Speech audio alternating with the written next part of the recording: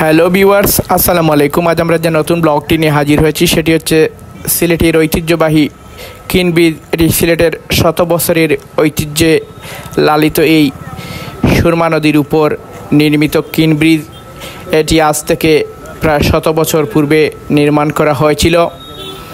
এটির নাম কিন ব্রিজ। স্থানীয় সিলেটিরা এটিকে পুরান পুল বা পুরান ব্রিজ নামেও ডাকা হয়ে থাকে। এই ব্রিজের উপর এখন সন্ধ্যা নামার সাথে সাথে কী দৃশ্যের অবতারণা হয় সেটি আমি আপনাদেরকে এই ব্লগে দেখাবো। আপনারা সাথে থাকবেন শেষ পর্যন্ত। এই ব্রিজটি এখন যান চলাচল বন্ধ করে দেওয়া হয়েছে। কর্তৃপক্ষ এটির যান চলাচল বন্ধ করে দেওয়ার পর থেকে ব্রিজটি পুরোপুরি হকাররা তাদের দখলে নিয়ে নিছে।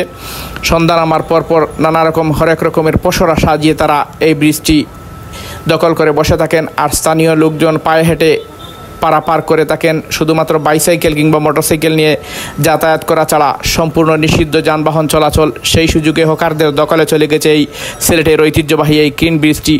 এই কিন ব্রিজটির সৌন্দর্য আমি আপনাদেরকে দেখাবো, কিন্তু এটি এখন পুরোপুরি হকারদের দখলে। আপনারা সাথে থাকবেন।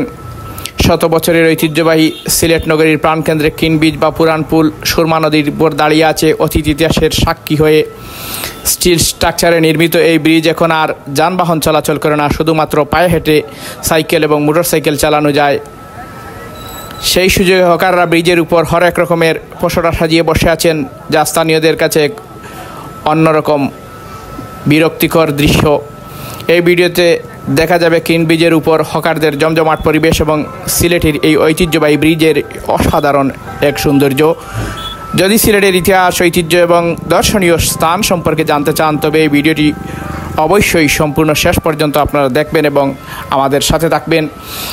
এই ব্রিজের ডান পাশেই অবস্থিত রয়েছে সিলেটের শত বছরের ঐতিহ্যবাহী আলী আমজাদের গড়ি, যেটি বাংলাদেশের সবচেয়ে বড় গড়ি। সেটি আমি আপনাদেরকে দেখাচ্ছি। এটি এখনও ঘন্টা বাজছে।